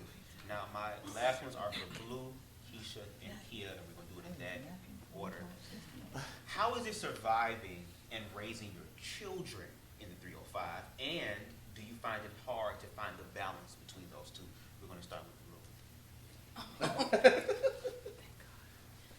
Woo, y'all so emotional. Y'all so I almost teared up on Manisha. I was like, oh, wow. Yeah, I don't. It's a lot process. I just want to let y'all know y'all all strong. You know, she don't do big with tears. With tears, baby, I don't do good with tears. Especially when I start. Y'all all strong, and you know, y'all all have stuff going for yourself. Y'all businesses, Vernisha, even though people say what they say about catalog, me boutique, I see the grind. I see what you do. And for you to like have that going on and you don't have your mom, you know, your sister that's there, you got everybody else. Yeah, we all got our differences, but you got us. So fuck what they talking about. We know it exists. Bitch, you was just wearing your shit earlier. We know. But, you know, this is too much. It pertains to you, Mom. As it pertains to me and surviving with my children. I have 2 boys, even though they weren't like seen and stuff like that, because I'm a very private person. Like I don't even let people in my house. It took a long time for Vernisha to come in my house. Jamal can tell me he has to pee and he's gonna wait in his car because you're not coming in my house. I don't let a lot of people I've been in that. energies cross over, so I don't want everybody and their mom around my kids. The only person I think Jamal met him because I grew to know him or whatever, and you know it was one day I needed him to watch them. He watched them. Fernisha, it was one time I had something going on, and I called, and I'm like, yeah, I couldn't even think for myself. I'm like, Fernisha, I need you to pick my kids up here. I don't even know if I told her what the school was, but it's like, those are my babies. Like, I'm not letting nobody cross, over in my space with them. So it is what it is, but it's not as hard, but it's doable when you have people that's around you. Yeah, like Ahmad said with his mom, I couldn't sit in no courtroom and somebody tell me I have a choice right now, and I'm gonna tell y'all, Najee and Jamari, I can't have y'all unless I know it's not, something that I can't help you. I can't help you, and I hope you and your mom could get on common grounds with that. I know it sounds hard, but maybe in that moment she couldn't help you, Ahmad. So it's like, if I can't help you, it is what it is, and that's coming from a mom. So I know she's hurt, but you have to forgive her. You have to, for the sake of her and y'all relationship building, because it's nothing like a mom seeing her son doing good things. But she don't know how to congratulate you. She don't know how to talk to you because y'all have to build that relationship. Break it, and make it right. You got to at least try. Can I say something? Just to piggyback off you, I don't even interrupt you, but you don't know, I get in my spiritual zone. You don't know what you're hindering by holding that in you. So you need to, I'm not saying you need to, but just talk to God and let it go, because you're very talented, amazing, and you are a miracle. And I can relate to all y'all stories, and y'all hear my stories sooner than later, because I'm a whole miracle walking. But let it go, and let God heal you. And I pray that you see her again, and she may not know how to express that she's proud of you, but I know she'll be proud of you. And it's not my place, but I just feel to let you know that you may be hindering something great in your life, because I feel like you're stagnated right now, and I feel like you just right there, you about to shoot through the roof, but something is holding you back. I don't know what it is, but that could be one of the things, and that's it. We're gonna go ahead and take That's it. Yeah. Yeah. Oh, okay. Prophetess. Oh, good job. So how is it surviving, and raising your children in 305 and finding that balance? How is Now I have one child, one daughter, one beautiful 4-year-old daughter. I'm a single mother. Her dad pops in when he wants. I just decided to just do what I have to do as a woman, as a mother. So I have family that supports. I have friends that I really appreciate. I love. I don't have much help, but at the end of the day, like Vernisha said, I had to figure it out on my own, because I lost my mom as well at 7 years old. And I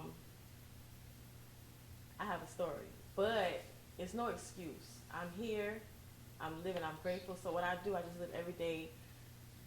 I just enjoy every day. I don't care what I'm doing. I just make it happy, because I've been through so much in the past where I was never happy. I went through abuse as a child, so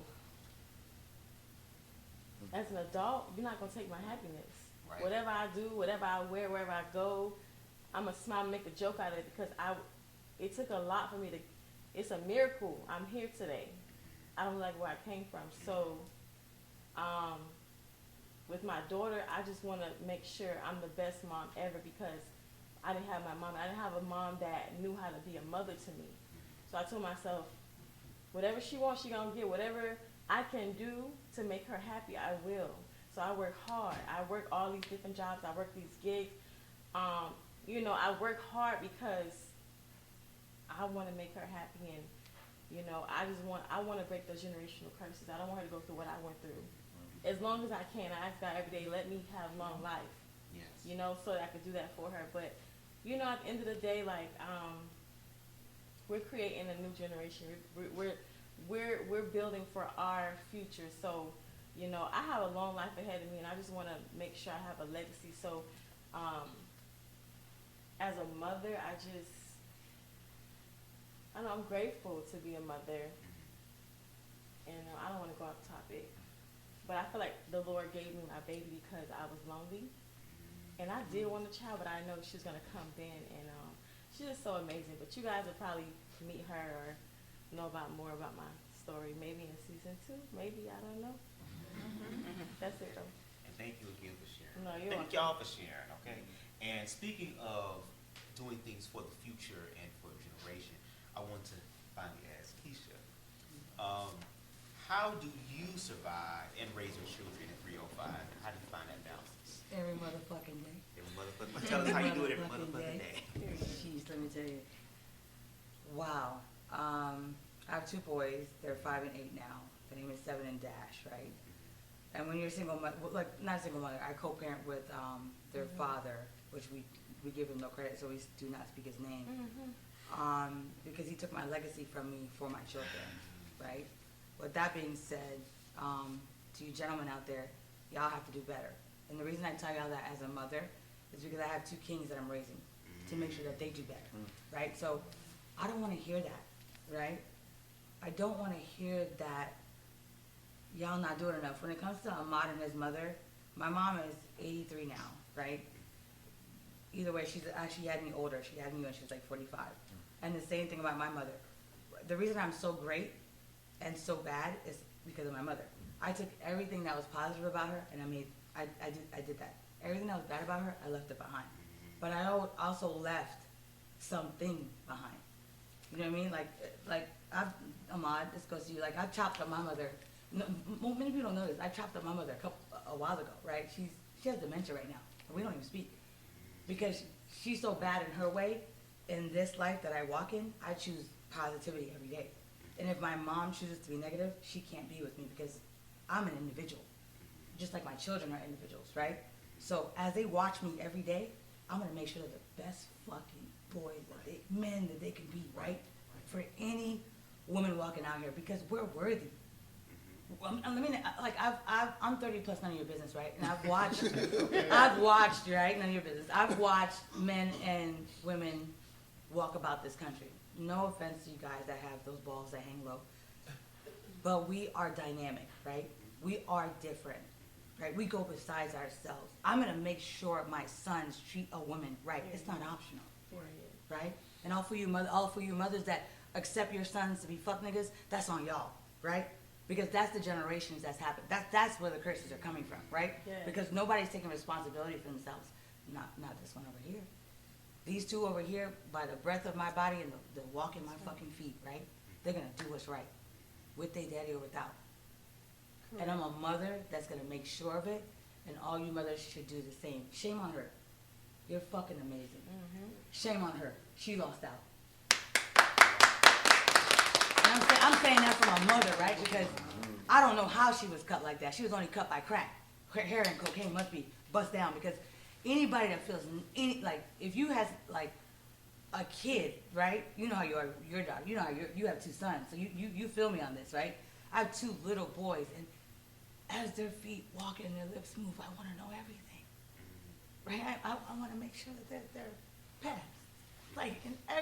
whoa, y'all have no fucking idea. I'll take y'all head off and anybody else for them to be the best for somebody else later on. You guys. And this is why I am grateful for y'all sharing y'all stories, because amidst all the other stuff, this is what's really important. So I'm glad that you all were able to be honest and vulnerable. I really do appreciate y'all for that. So with that being said, I love y'all. Yes. Yes. Now let's get into what the people really want to know. We have a few questions from the comment section. Okay. So the first one is for Nick Nack. Any movement on your nouveau class? Actually, no. And the reason that is, I have so many things that I am managing right now that is prioritized in the lower scale. So. How is your current relationship going? Which one?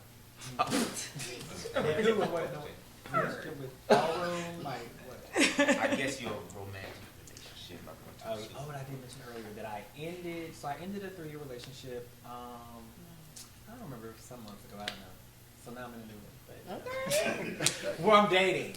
Basically. Okay. So that's what it is. Knick-Knack is dating a couple of people.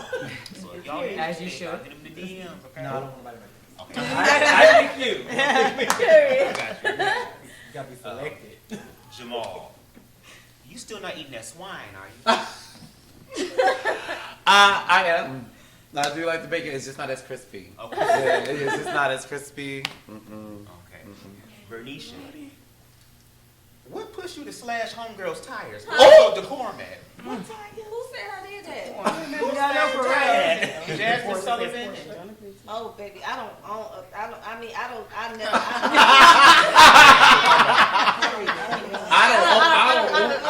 Why y'all lying on me? That's a good meme right there. No, that was Tamika that did that. Tamika? Yeah, I know. Yeah. Tamika Harris said that. It wasn't me. Oh. Jamal, is your car finally fixed? Thank God. Yes, Yes. it is, praise the Lord. Yes, I got it back like towards the end of filming. Yeah, so but yes, it's finally fixed. Toro took care of it. Yeah. Shout out to Toro. Yeah. But Lou, why jump into a fight that has nothing to do with What fight? what fight? I think it was the fight on the boat. I never jumped in the fight. Okay, you jump in the fight. No, I told her don't put a hand in my face. And then somebody threw water and she slipped and started screaming and then she was like, ah, and started doing demonic shit. But I didn't jump into a fight. Well, speaking of that fight, how are y'all two? Who? Lala. Who the fuck is that? She like, yo, you know what you're saying. I'm sorry. I didn't say Jackia, nothing. she didn't say anything. I said it. That's my joke with her. That's my joke with her. Jackia, how are you and Jackia? Why is that calling me Jackia? That's Kia. what One you said person, your name my name is. is Kia or Kia J. Only she calls me Jackia by default. Or family, that's it. No Jackia, Kia or Kia So when J. we call her her name, she Cause get I mad. even When said she it's call her Jackia. something First else, of all, she it's mad. Jackia, We not don't know what the Jackia. fuck to call her, so I'm gonna say Lala. I don't have no issues with this lady. Her issue is with herself. Clearly, because I did nothing to her. On the day of her birthday, still showed up, always the showed YSL up, perfume. on the phone, not on the phone, to everybody in here. I never told nobody here I have a problem with you. So that makes a problem with me because now you're just infiltrating me to be this evil motherfucker. And me and Bernicia, we sit here and we jump and we this. I be the same way day in, day out. How you take shit is your fucking business because I even asked you need help. Oh, y'all, we should put your key on the track. This is that. That means I don't have a problem with you. I don't have an issue with you. It's on motherfucking all fucking platforms. They know I don't have an issue with you. So if you bring up this make-believe issue you have with me, then it's going to make a real issue that can be fucking avoided. And we can make music and carry the fuck on and be happy. Because it's going to come a day where you probably need me to watch your baby. Fernisha, watch your baby. We see you on the side of the street, bitches. You in an accident, you might need somebody to help you. No, So I don't have an issue with her. It's I don't have an issue with her. A while ago, I said that we're different. We got to get to know each other. That's it. There we go. No issue. We have. She joke. I joke. We both. I never joke. Carmen. I have a few more questions for everybody on the cast, okay? We're going to start down here and we're going to make our way up this way, okay? What were your favorite moments of the season? Oh, our favorite moment of the season. I would say, because I came in a little late in the season, so I would say the first interaction was really cool to see everybody. Taking a think about this. Just, I would say every event we had, it was cool, because I have friends, but, you know, people be weird. So it was cool to just have a social gathering again, different people. They are funny as hell. So it's been like my highlight entertainment. Right. It's been like entertainment for me, and just a cool process. And also the boat was fun. Okay, awesome. Overall. So the few events I did show up at, because I'm never there, according to the favorite Allegedly. people, right, was the studio session. That was one of my favorite moments that I had. It was to see the other artists in their element, their process, and the support in the studio. It was a moment that said, you know what, we making some room, and I just feel so dope to have connected with two, I believe, amazing artists. Yes, yes, absolutely. Renisha? I would say my favorite moment is just highlighting me, who I am as a person. I own my own online boutique. I'm a dancer. I'm a friend. I'm a sister. And I'm whatever they want me to be, whatever they portray me to be, whatever it is, delusional. I'm all that. And I'll come back just as delusional as I was the first episode. But just highlighting me. Right. Because one thing about it, they may say, oh, this imaginary boutique, but y'all can't stop associating me with the boutique. So that's how I know it exists. A classy response. I like that. Lay? For me, more so like my personal, like up close studio sessions, because I feel like behind the scenes, it's a lot that go into these songs, and the fact that I was able to share with everyone, because certain things, even as far as my music, I don't like having people all up in it. Like, you know, I like to just do what I do behind the scenes and then drop it. With that being said, like, just rewatching myself in the studio, each time it just made me smile, because that's where my heart is at. And it definitely showed. Definitely showed. Ahmad? I just had to say, man, this helped me to open up more. Because for a while, I was closing myself off to a lot of things, a lot of people. And when I met the crew and met Jamal and stuff like that, he, you know, getting a highlight of my life and highlight of some of my situations, helped me open up and just be more social instead of being so closed off. But it was fun. I had a lot of good times on this season. Baloo? I love everything about everybody. That's it. I love the fact that Jamal put this all together. He brought everybody together and highlighted every part, the good, bad, the ugly within everybody. Because we all got some stuff that we'd rather take back. We wish never happened. We wish we would have said something differently. So I like that. I like that Jamal put all this shit together. It'll work. Okay. Jamal? I know. I was. Yeah. Because I didn't want to get emotional with it. But my favorite part of this was this, like every moment, because it's like I came to you, you brought Ahmad, you brought Fernisha, I brought Lay, Keisha came along, Kia. It literally was a roller coaster, and to actually sit and talk with y'all individually about, hey, what you want to do, what you want to have, like this is something new, and I came to y'all with vision, and y'all trusted it. That was the moment for me. Because I started it. I was there too. Yeah. He looked at you. Yeah. Like, I was like, I was like, well, how many subscribers you got? 342. But guess what? When this dropped, it's gonna slap the shit out of him in there. And he like, all right.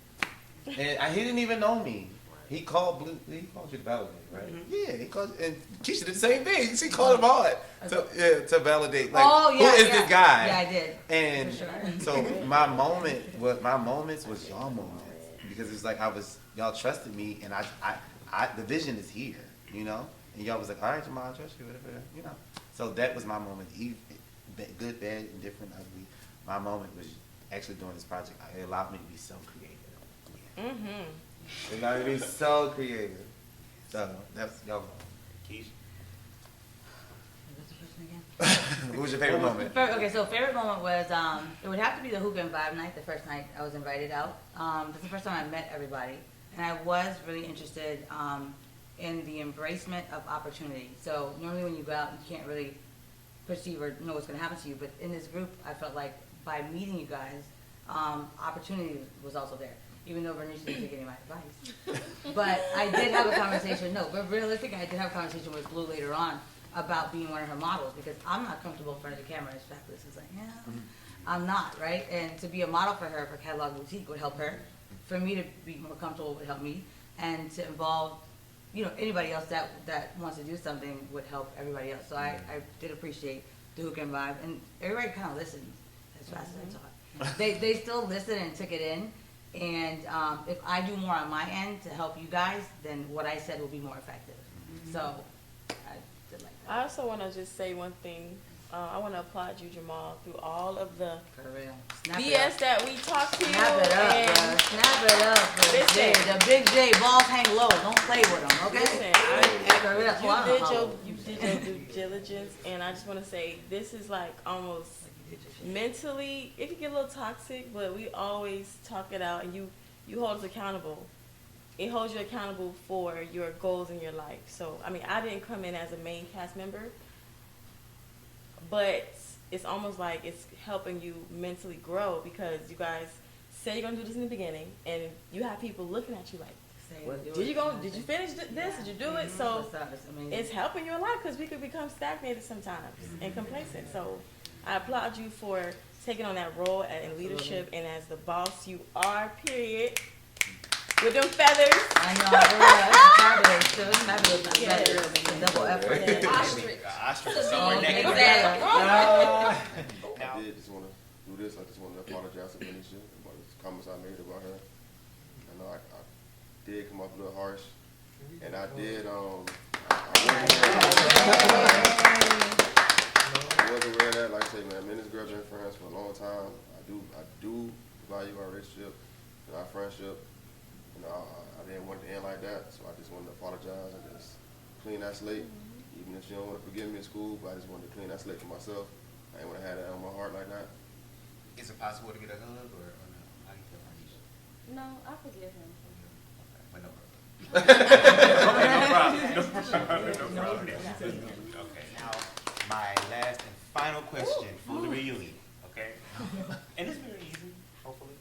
How do you plan to continue to survive in 305? That's a good question. Quick and simple. Take one day at a time. Pray to God every day. Have faith. And never give up. That's it. So basically what I do every day, meditate, all throughout the day, journal, all throughout the day. Love There it. is information in silence. And so if you just get silent, you'll get all of the guidance that you need to survive. Preach. That part. That part. Is Fernisha. Answer the question again? No. I mean, I still have my 9 to 5, so they invest in me. I'm able to invest in catalog me boutique.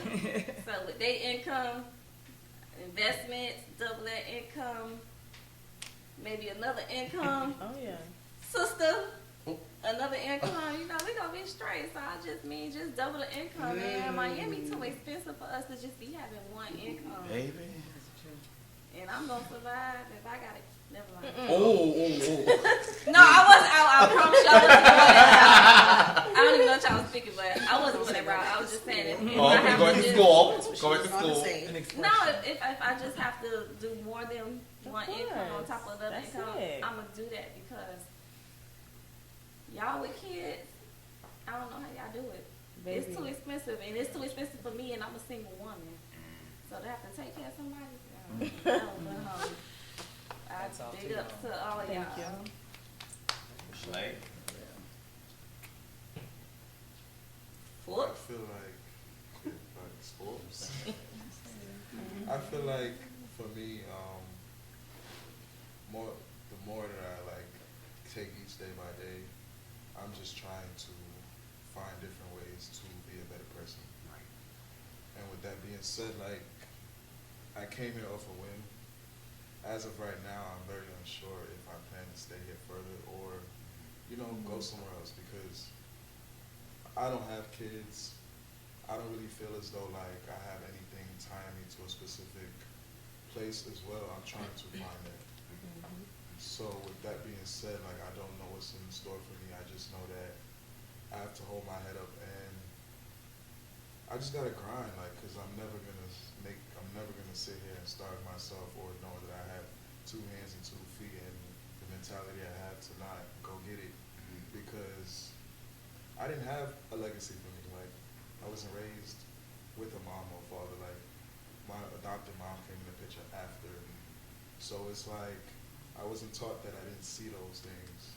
So I just want to be able to do that for my kids when they get older, when I have kids, because I do plan on having kids and I want them to not feel how I felt. Okay. just gonna continue getting up every day, putting one foot in front of the other, keep grinding, keep visualizing, just keep my eyes on the prize, man. That's all it's about. One day at a time. Just making every day count. That's all I can do. Hold myself accountable, keep my disciplines straight on, keep my eyes forward. Don't let nothing take me off the path. That's it. I don't want to be the headache, but I really don't even know what y'all was talking about no more. I don't know. I'm going to just go by what's on my mind. I don't know. But what was the question? How do you plan on to continue How do I plan on keep on surviving? I learned something from everybody. I learned, Ahmad, get out there, do it. No matter how hard you get knocked down, keep going. Lay, I learned stay consistent. Stay on top of my stuff so now I can really put my music out there. Fernisha is there. That's what I learned from Fernisha, is there. I am that owner. I'm that music artist. I have my music. Y'all can't tell me what I don't have. You understand? Y'all can't tell me what I don't have, behind the scenes. Jamal, if I'm speaking on it, I'm going to execute it. And I want it to be the best that I ever did. I'm not going to put my feet on something that's not worthy of me putting my feet on. I learned that from him. Keisha, keep going. Like, this girl done lost shit and went back and tried to get it. She sat down with us at the hookah and vibe night thing, tried to put us all on game. That made me and Fernisha just had a conversation about what's the next move. Making money. Keisha's a money woman. Oh my God. Kia. Like a car.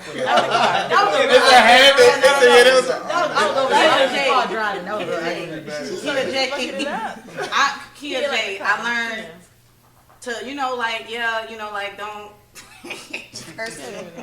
Even though she take me call her name out of whack personal, it's not personal. I don't remember half of their motherfucking names. Sometimes I call Jamari, Najee, Jamal. I call my kids all type of names, but I learned from you, always keep a smile on my face. No matter what I got going on, keep a smile on my face. Keep going, figure it out. Knick-knack, showstopper. I am that bitch. I am, and I'm going to show y'all. And them hoes can't take. Can't take. That's where how I'm going to keep going. By using all the traits that I learned within this circle, that's how I'm going to keep on surviving. That's how I'm going to push myself to be the best me that I could be. I'm just gonna keep on keeping on. Keep on keeping on. I feel like a lot goes on in my head, and when this popped up, it sat, and then it finally got sparked by a conversation, and then the conversation things just unfolded. Couldn't tell me almost a year to the date when we started preliminary filming. We're sitting at a reunion. Like what? Almost a year to the day. Like literally, we about to start filming. For those that's when we season 2, we about to start filming around the anniversary when we started filming last year. So it's like, is it nostalgia? It's a lot. So I just plan on keeping on. I feel like I'm at the right place at the right time doing the right thing. And Renisha told me, she was like, Jamal, you don't even design, you don't even do clothes anymore. I said, I do, but I feel like I'm bigger than clothes and I'm bigger than just one event. And she was just like, I know what you about to do. I know where you about to go because I can see it all over you because you're having so much fun. She's talking about this. I said, your production. This is what it was. And I was like, I'm having this is so much fun. So I'm just going to keep on keeping on. Yes, Lamage Company Productions. Yes. And there you go. What am I gonna do on this next run for surviving? I'll win. I'm out. Win, that's not a problem. I'm creating systems and models to pay other people's mortgages, and I'm not playing about it. Black people's households first, right? If I could walk up to you and take care of some of you, like for a long time, right? I've always had everything I've needed and wanted. Right now, I only have what I need, and barely that. I want that back. You know what I mean? Like I'm gonna get that back by giving into other people. Pouring into other people, so that shit spilleth over and run up all over me. Come on now. You feel me? I'm on other people right now. You know what I mean? I'm not on me. That's what I'm doing. That's what I'm doing with this next run of Survivor 305 because we are so individual because we've been scarred or burned or taken advantage by people that we were organically giving to, organically nice to. But no, that's the past. You still got to pour, right? So I can pour back on you. So I'm gonna pour, and I'm gonna win. Guaranteed. Guaranteed. Watch me. Why not? I don't care. I like quiet money. Okay. Now, if all is said and done, surviving the 305 is still continuing among all these bosses. I want to thank everyone for their time tonight, okay? I would like to thank the cast for opening up your lives. I would like to thank the crew for y'all continuing.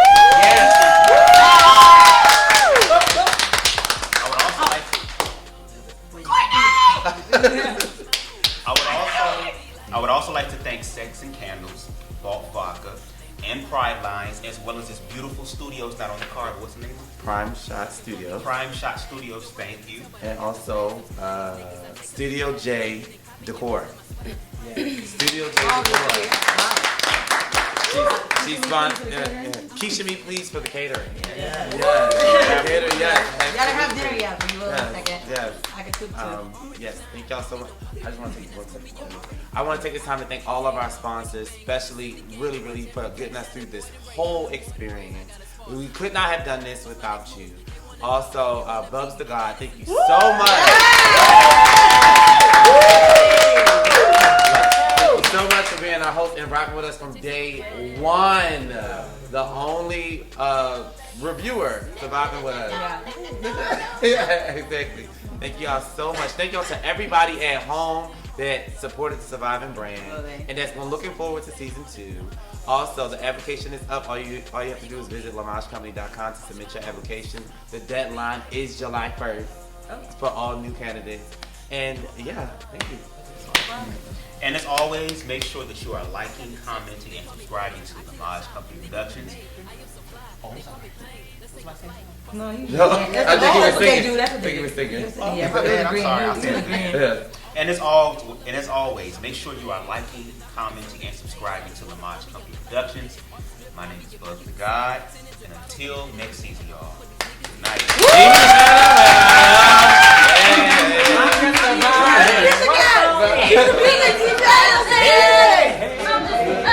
Wanna be me, I'm drifting, I'm Drake. They wanna take a little ride on my cake. They wanna slice up my pie and my steak. These niggas so dry, I can't take all the flakes. They already know when to roll up. It's gonna be a whole lot of glow up.